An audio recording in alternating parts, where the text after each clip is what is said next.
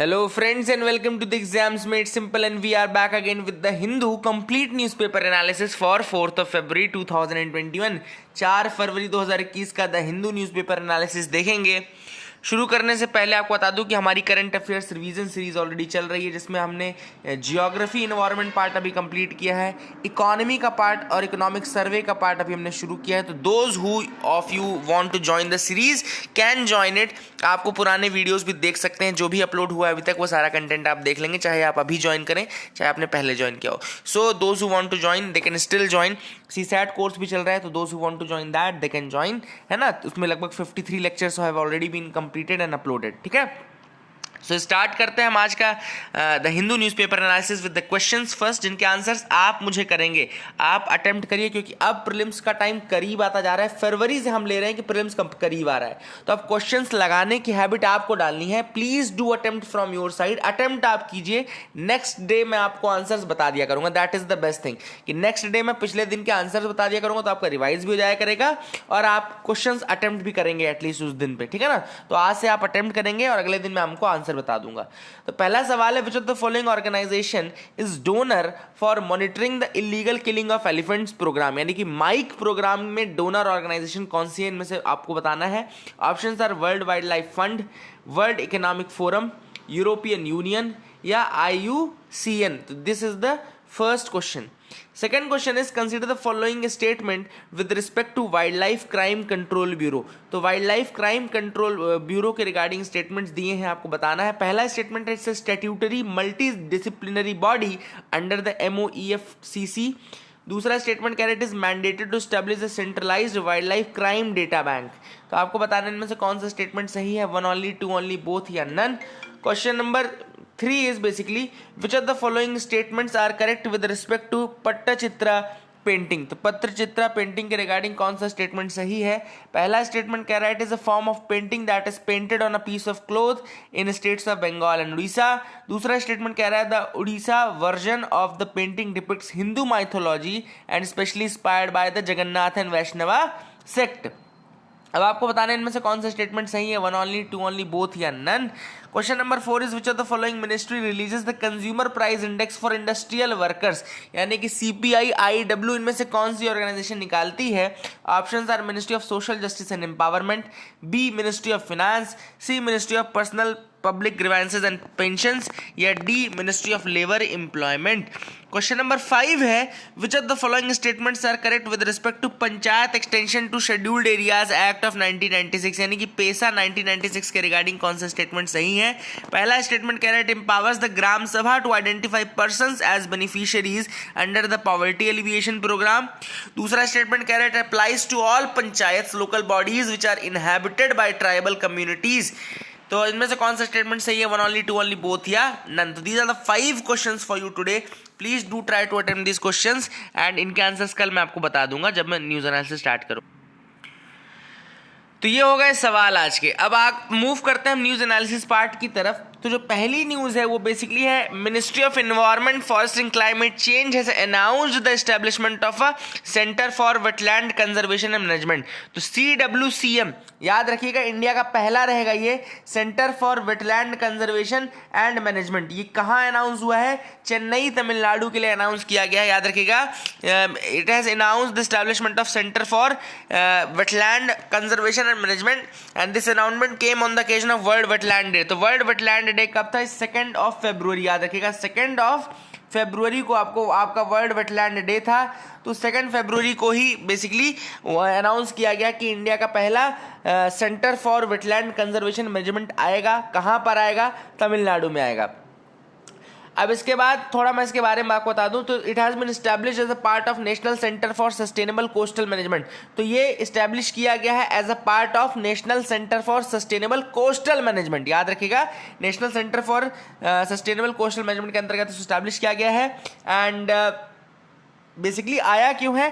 To address the specific research needs and fill the knowledge gaps in the conservation and management of wetlands. तो wetlands के conservation management के लिए जो भी specific needs हैं, जो नॉलेज गैप्स हैं, उनको फिल करने के लिए लाया गया है। It will help in building partnership and networks with relevant national and international agencies. तो वही है कि जो भी हमारी पार्टनरशिप है या दूसरी नेशनल इंटरनेशनल एजेंसीज हैं, उनके साथ हमारे जो गैप्स हैं, नेटवर्क गैप्स हैं, उनको फिल करने में ये मदद करेगा, वेटलैंड्स कंजर्वेशन में मदद करेगा। याद रखिएगा, चेन्नई में आया है आपका centre for wetland conservation and management. दूसरी फैक्चुअल न्यूज़ है बेसिकली कि तिब्बतन जो स्पिरिचुअल लीडर हैं Dalai Lama, Tibetan spiritual leader Dalai Lama ही has recently launched his new book. उन्होंने अपनी एक नई किताब लॉन्च की है and this book is named as the little book of encouragement. तो इसको याद रखिएगा, the little book of encouragement, this is the book which has been launched by Dalai Lama.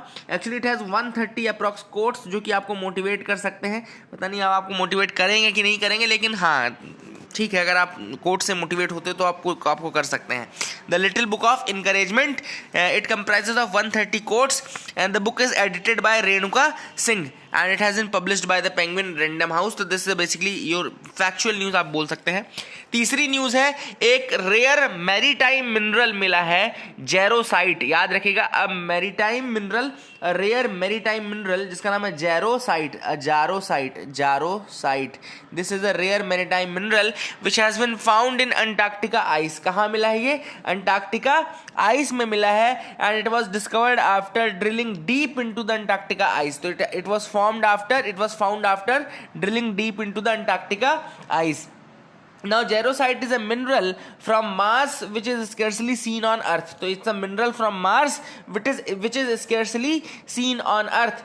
It is a sulfate of potassium and iron. याद रखिएगा, it is a sulphate of potassium and iron and the mineral can be formed by both water and acidic conditions. तो ये mineral कैसे बन सकता है? Both water and acidic condition. It's a sulphate of potassium and iron and jarosite is a mineral from Mars which is scarcely seen on Earth. ये actually में Mars में बहुत ज्यादा मात्रा में पाया जाता है एंड अर्थ में जो है ये रेयरली है। It was first discovered of Mars in 2004। Opportunity rover में ये मिला था। याद रखिएगा, अपॉर्चुनिटी रोवर गया था जब वहां पे। तो आपको बताना है अपॉर्चुनिटी रोवर किसका प्रोजेक्ट है, ये भी आप मुझे बता सकते हैं, तो that will be very good. Opportunity rover किसका प्रोजेक्ट है? 2004 में इसने जेरोसाइट नाम का जो मिनरल था वो मार्स में खोजा था। तो these are the factual news items. आगे मूव करते हैं। Government notice to Twitter on farmer genocide hashtag. तो यहाँ पे ट्विटर में एक हैशटैग चल गया था फार्मर जीनोसाइड के नाम से, जिसके लिए गवर्नमेंट ने ट्विटर को नोटिस दिया। ऑब्वियस सी बात है, ये ट्विटर और ये सब ज़्यादा तेज बनने लगे हैं, है ना। That should not happen. In fact कई ऐसी पर्सनैलिटीज़ हैं जो इंटेलेक्चुअल, सो कॉल्ड इंटेलेक्चुअल बनने के चक्कर में कुछ भी ऐसा लिख देती है which can cause ruckus and all. तो ये intellectual under the inverted commas हैं, जैसे कि यो रिहाना, ये लोगों को अपने कंट्रीज़ में उनसे सिविल राइट से मतलब नहीं रहता है, वहाँ पे मतलब नहीं रहता है, दूसरे के उसमें ज़रूर ये आएंगे, है ना। और Greta Thunberg, the opportunist environmentalist जिसको कहा गया था, इनको अपॉर्चुनिस्ट इन्वायरमेंटलिस्ट कहा जाता है, मतलब कि बच्चों को भी कुछ भी सिखा दिया जाता है वही करने लगते हैं। So that is things, these are the things which are happening and in मुझे देखो पर्सनल कोई ग्रज नहीं है, बट मुझे ये लगता है कि यार ठीक है, हमारा अगर इंटरनल मैटर है तो देयर शुड नॉट बी इस तरीके से कोई बाहर का व्यक्ति उसको और ज़्यादा भड़काए और हमारे यहाँ के देश में जो हमारे यहाँ की यूनिटी है, हमारे यहाँ की यूनिटी को भंग करने लगे। एंड फिर बाकी के लोग भी क्या होता है, इंडियंस भी क्या करते हैं, फिर बाकी वही intellectual trend under the inverted commas, वही इंटेलेक्चुअल ट्रेंड फॉलो कर लेते हैं, जिनको कुछ अता पता भी नहीं है, आगे पीछे का भी नहीं पता है, केवल वही चीज़ जो उन्होंने लिख दिया वही आगे बढ़ाने लगेंगे, है ना। जैसे कि फरहान अख्तर जब गए, उनसे पूछा गया कि क्या चीज़ हो रही है, तो उन्होंने कहा कि पता नहीं, इतने लोग इकट्ठा हुए हैं तो कुछ तो हो रहा होगा। तो इस एटीट्यूड में आप काम ना करें कि कुछ तो हो रहा होगा, आप अपना पहले समझें, जानें, फिर बात करें।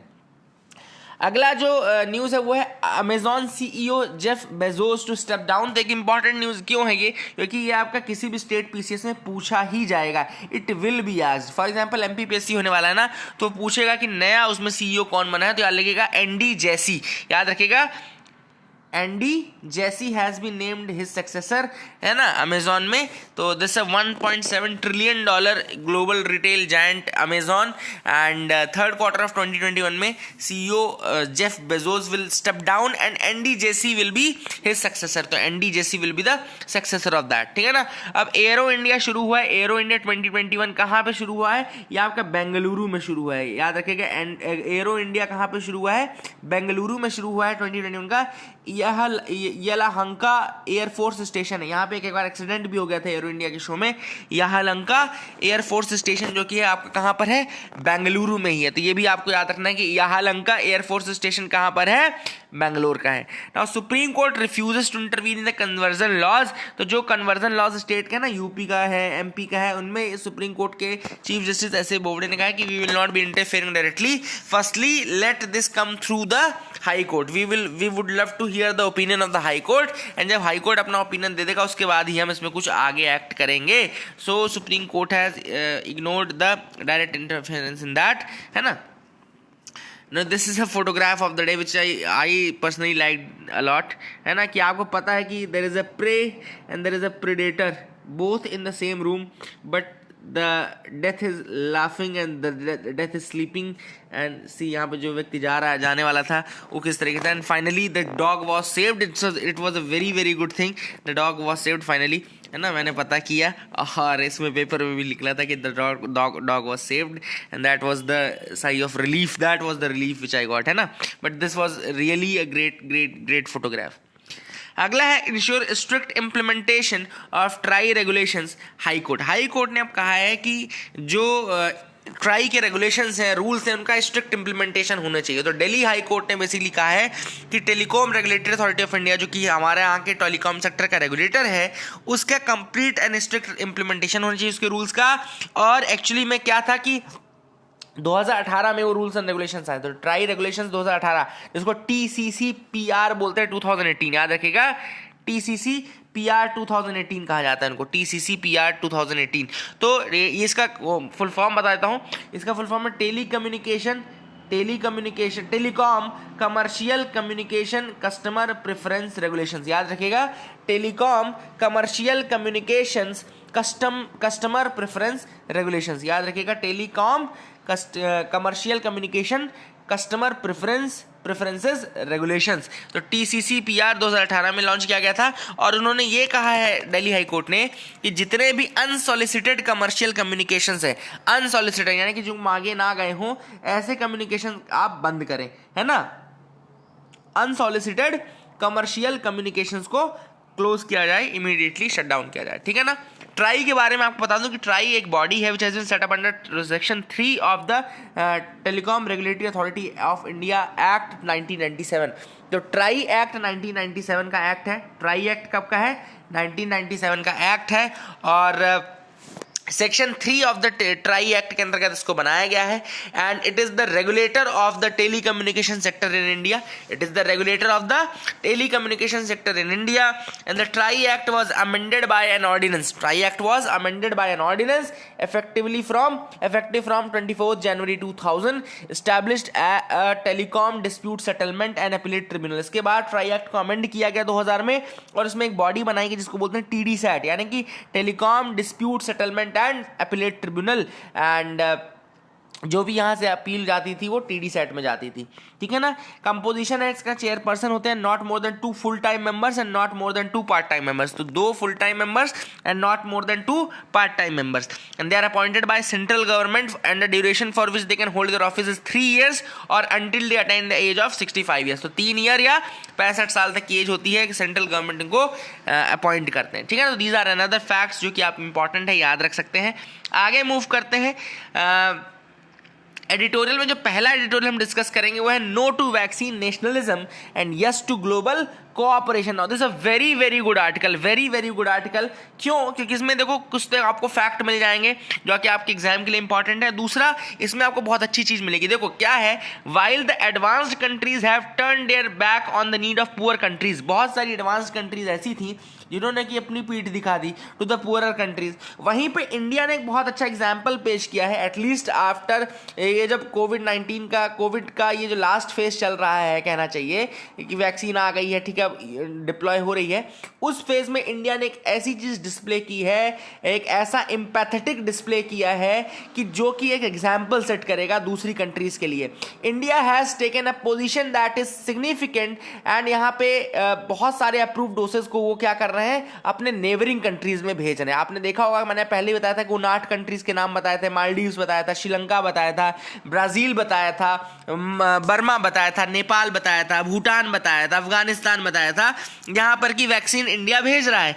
And this a very significant position, काफी इंपॉर्टेंट था इस टाइम पे एग्जांपल सेट करना, जब बड़ी बड़ी एडवांस कंट्रीज अपने बारे में सोच रही थी और उन्होंने अपनी पीठ दिखा दी थी टू द पुअरर कंट्रीज, ठीक है ना।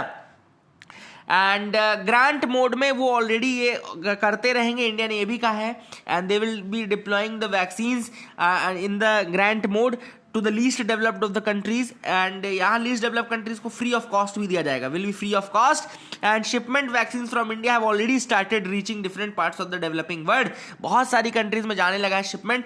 ब्राजील को लगभग 2 मिलियन डोज यानी कि 20 लाख डोज दे चुका है India already of the vaccine. And यहाँ पर एक इंपॉर्टेंट चीज है, जैसे कि हमारे यहाँ भी इतने सारे केसेस थे, फिर भी हमने अपने यहाँ के केसेस को तो प्रेफरेंस दी है, दूसरी कंट्रीज को भी दी है, ठीक है ना। सो दैट इज द ब्यूटी। इसी को पहले से बात की जा रही थी कि कंट्रीज को वैक्सीन नेशनलिज्म नहीं करना चाहिए। वैक्सीन नेशनलिज्म मतलब कि हम भैया हम तो अपनी कंट्री में देंगे, दूसरी कंट्रीज को हम नहीं देंगे, ये वाली एटीट्यूड नहीं आनी चाहिए, ठीक है ना। And that is the beauty of India. इसके अलावा ऑथर ने यह भी कहा है कि हमको क्या करना चाहिए, India towards the vaccinating the population in the poor countries has generated discussions in the richer countries also. India अब जब पुअर कंट्रीज को देना शुरू कर चुका है वैक्सीन, तो अब जाकर के कहना चाहिए ग्लोबल जो रिचर कंट्रीज हैं वहाँ पे भी डिबेट शुरू हुआ है कि वो भी रोल आउट करें वैक्सीनेशन को टू द पुअर कंट्रीज, ठीक है ना। और सस्टेनेबल डेवलपमेंट गोल, जैसे कि सस्टेनेबल डेवलपमेंट गोल 3 जो है वो बोलता है ensure healthy lifes and promote wellbeing for all at all ages. तो SDG 3 को भी फुलफिलमेंट मिलेगा, ensure healthy lifes and promote wellbeing for all at all ages. ये एक इंपॉर्टेंट चीज है जो कि वर्ल्ड पॉपुलेशन से रिलेटेड है, और ग्लोबल इस तरीके का अगर एफर्ट होता है तो वहां पर कि आप काफी ज्यादा उसको सही कर सकते हैं। अब एक इंपॉर्टेंट प्रोग्राम चल रहा है बेसिकली, उसके बारे में आपको बता दूं। यहाँ पे एक SDG और है दिया हुआ है, SDG 1 यानी कि and poverty in all it's form everywhere. अब यहाँ पर क्या है बेसिकली कि SDG 1 बहुत ज़्यादा चैलेंजिंग बन चुका है। क्यों? क्योंकि कोविड-19 के कारण बहुत सारे लोग हैं, इनफैक्ट 71 मिलियन पीपल ऐसे हैं जो कि काफ़ी ज़्यादा परेशान हैं, which are facing the issues of moving into the extreme poverty. 71 million people are under threat which can cause them to reach into the below level, and वो बिल्कुल पॉवर्टी के उसमें एज पर हैं। तो SDG 1 जो था and poverty in all it's form everywhere, वो भी काफ़ी ज़्यादा चैलेंजिंग चल रहा है, ठीक है ना। एंड IMF का कहना है कि 50% of the emerging markets and developing economies that were converging towards advanced economies per capita income, वो फिर से नीचे आने लगे हैं, they are again coming downwards, है ना। अब एक इंपॉर्टेंट ग्लोबल कोऑपरेशन के प्रोजेक्ट के बारे में लिखा हुआ है जिसका नाम है कोवावैक्स। याद रखेगा, व्हाट इज दिस कोवावैक्स? तो Covovax project is a global risk sharing mechanism for pooled procurement and fair distribution of कोविड-19 वैक्सीन्स। अब कोविड-19 वैक्सीन्स के pooled procurement and fair distribution के लिए एक प्रोग्राम स्टार्ट किया गया है जिसका नाम है कोवावैक्स। याद रखिएगा, the COVAX programme is a project for pooled procurement and fair distribution of कोविड-19 वैक्सीन, ठीक है ना। अब इसमें बेसिकली जो फंडिंग आएगी वो high and middle income countries से आएगी। And although the project was not enough for the project, जो फंडिंग थी वो अभी तक काफी नहीं थी, but US president Joe Biden का डिसीजन आया है, he will join the Covovax project. तो US के आने के बाद थोड़ा फंडिंग की प्रॉब्लम हो सकता है सॉल्व हो जाए। तो COVAX basically it is promising to deliver 2 billion doses by the end of 2021। तो कोवावैक्स प्रोजेक्ट के अंदर का 2 बिलियन डोज वैक्सीन के दिए जाएंगे basically before 2021 ends, and this is a unique case of global cooperation. इसको आप unique case of global cooperation बोल सकते हैं। अगर कभी UPSC पूछे कि आपको ग्लोबल कोऑपरेशन का कोई एग्जांपल दो, तो Covovax can be one such example, remember this. आगे मूव करते हैं editorial 2 towards the sustainable growth. अब यहाँ पर ऑथर ने बेसिकली इकोनॉमी और एनवायरनमेंट वाले जो डिबेट रहती है उसी को आगे बढ़ाया है, इकोनॉमी वर्सेस द इन्वायरमेंट। तो इकोनॉमी इन्वायरमेंट का डिबेट ये चलता है कि डेवलपमेंट पे ध्यान दे कि इन्वायरमेंट पे ध्यान दे। तो ऑथर ने भी वही चीज़ बोली जो आप सबने बोली कि हमको सस्टेनेबल डेवलपमेंट पे ध्यान देना है। सस्टेनेबल डेवलपमेंट जब आता है तो उसका मतलब ये होता है कि एक तो आपकी इकोनॉमी का डेवलपमेंट होना है, लेकिन उस इकोनॉमी का डेवलपमेंट करते समय आपको ये मेक श्योर करना है कि आपके जो रिसोर्सेज हैं वो फ्यूचर जनरेशन्स के लिए अवेलेबल हैं, आपके जो रिसोर्सेज हैं उनका मिसयूज़ नहीं हो रहा है, आपका जो क्लाइमेट है उसका मिसयूज़ नहीं हो रहा है, और आपके यहाँ जितने भी रिसोर्सेज हैं उनको जुडिशियस और सस्टेनेबल तरीके से यूज़ किया जा रहा है, ना कि इस तरीके से रैम्पंट और ऐसा यूज़ किया जा रहा है कि वो सब कुछ खराब कर दे, है ना।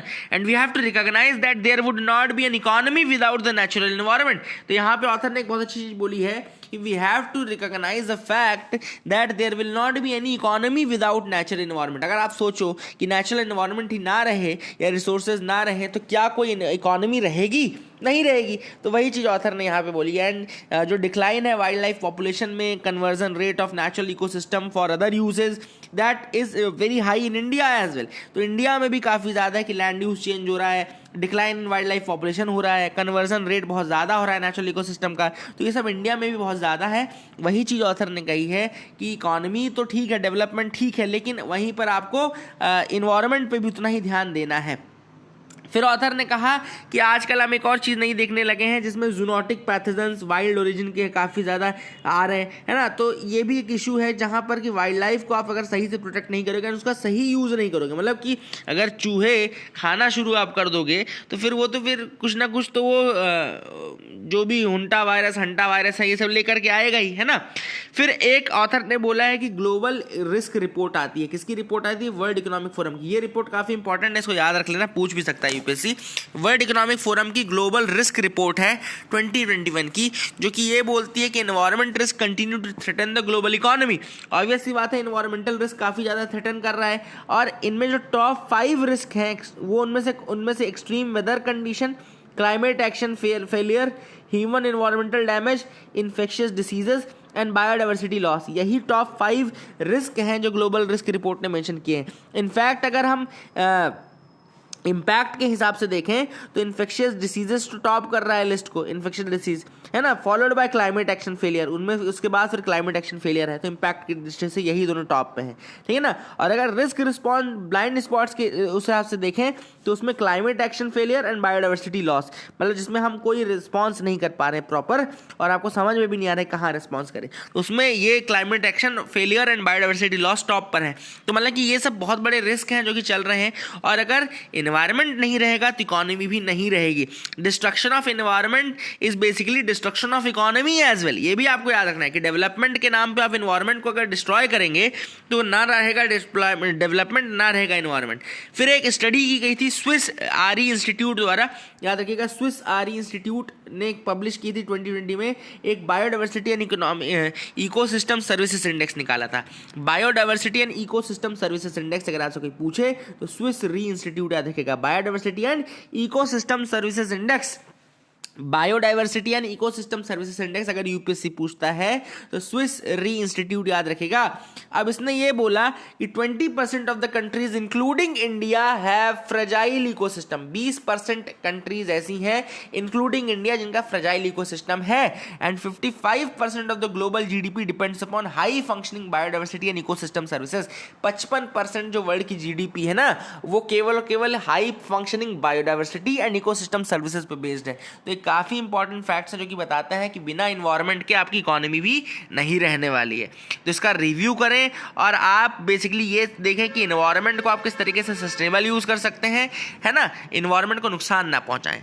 Smart walls for Indian borders, तो वही वाली बात है कि जैसे मैक्सिको के साथ यूएसए वॉल बनाना चाहता था, है ना, जो डोनाल्ड ट्रंप का ड्रीम प्रोजेक्ट था, लेकिन जो बाइडेन ने उसको रुकवा दिया, और अब एक स्मार्ट प्रोजेक्ट का, स्मार्ट वॉल का कंसेप्ट आ रहा है। स्मार्ट वॉल जो रहेगी एक वर्चुअल वॉल रहेगी जिसमें सेंसर्स लगे रहेंगे, साइरन लगे रहेंगे, ये सारी चीज़ें होंगी।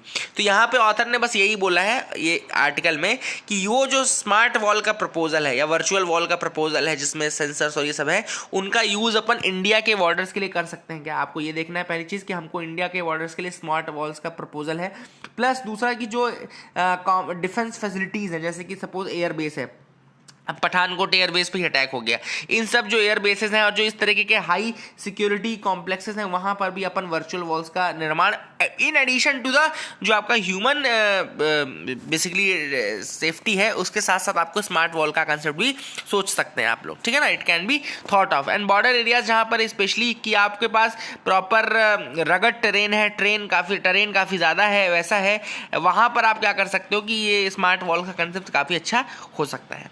Hall gets contract for 83 LCAs in 48,000 crore deal. तो हॉल को बेसिकली कहना चाहिए हिंदुस्तान एरोनॉटिक्स लिमिटेड को 83 लाइट कॉम्बैट एयरक्राफ्ट तेजस बनाने के लिए 48,000 करोड़ का बेसिकली एक प्रोजेक्ट मिल गया है। हॉल के बारे में बताऊं तो 1940 में बना था, वालचंद हीराचंद के नाम से बना था। 1964 में इसका नाम बदल करके हॉल रखा गया। हॉल एग्जिस्टेंस में आया 1964 में। जब बना था तो ये किसके नाम से बना था, हीराचंद वालचंद के नाम से बना था। एंड 1951 में ये मिनिस्ट्री ऑफ डिफेंस के अंतर्गत आ गया था, 1951 में मिनिस्ट्री ऑफ डिफेंस के अंतर्गत आ गया था, ठीक है ना। और एक सेपरेट यूनिट है हॉल के अंतर्गत जो कि चीता और चेतक हेलीकॉप्टर्स बनाते हैं। Cheetah and Chetak helicopters are under HAL only, है ना। एंड जैगुआर एयरक्राफ्ट भी 1979 से बनाना शुरू कर दिया था इन्होंने। Jaguar aircraft and Tejas LCA बनाने का काम भी ये लोग करते हैं। तो हॉल वेरी इंपॉर्टेंट, जो कि आप जान सकते हैं, काफ़ी इंपॉर्टेंट है ना। आगे मूव करते हैं, देखते हैं और क्या इंपॉर्टेंट न्यूज़ आइटम्स है जिनके बारे में को डिस्कस करना है। You can move with me. यहाँ पर तो कोई ऐसी न्यूज़ आइटम नहीं दिख रही मुझे जिसको डिस्कस करना ज़रूरी हो। यहाँ पर है medics lead sprouting civil disobedience call. अब ये जो सिविल डिसोबीडियंस कॉल है बेसिकली ये म्यांमार में चल रहा है, और ये 3 फिंगर जो प्रोटेस्ट है एक्चुअली में याद रखिएगा, ये 3 फिंगर प्रोटेस्ट थाईलैंड में चल रहा था। थाईलैंड में चलना शुरू हुआ था 3 फिंगर प्रोटेस्ट। उसके बाद से ये अब म्यांमार में भी सिंबल ऑफ प्रोटेस्ट बन गया है। People are showing this 3 fingers and 3 finger protest. Thailand याद रखिएगा, फिर म्यांमार याद रखिएगा। म्यांमार में ये बोल रहे हैं कि जो भैया हमारा इलेक्टेड गवर्नमेंट थी, जो हमने इलेक्ट की थी, आप उसको वापस पावर पे लाओ। तो it is against the military rule. US x tends new start treaty with Russia. तो अभी मैंने कुछ दिन पहले आपको बताया था कि रशिया ने न्यू स्टार्ट ट्रीटी को 5 साल के लिए बढ़ा दिया है। तो न्यू स्टार्ट ट्रीटी बेसिकली वो ट्रीटी है जो कि वॉरहेड्स को, जो वॉरहेड्स हैं उनको लिमिट करती है। जैसे कि अभी उन्होंने ये बोला है कि न्यूक्लियर वॉरहेड्स का लिमिटेशन इस ट्रीटी के अकॉर्डिंग 1550 है ना, 1550 फिर डिप्लॉयबल जो भी है मिसाइल्स हैं उनका नंबर 700 है कि आपको 700 से ज़्यादा डिप्लॉयबल मिसाइल्स नहीं रखनी है ना। और वॉरहेड्स जो है न्यूक्लियर वॉरहेड्स वो 1550 रखने हैं। तो ये ट्रीटी जो थी एक्चुअली 2010 में साइन हुई थी, 2010 में साइन हुई थी, 2011 5 फरवरी 2011 को ये फोर्स में आई थी, और अभी 5 फरवरी 2021 को ये फोर्स से हटने वाली थी, लेकिन रशिया और यूएसए दोनों ने इसको साइन कर दिया। नाउ 5 फरवरी 2026 तक के लिए 5 साल के लिए एक्सटेंड हो गई है। तो that is a good thing between India and between USA and Russia. So that is it for the day, friends. I hope you liked our video. Please do like, share, and subscribe. Keep loving us, keep sharing us. Thank you and have a nice day.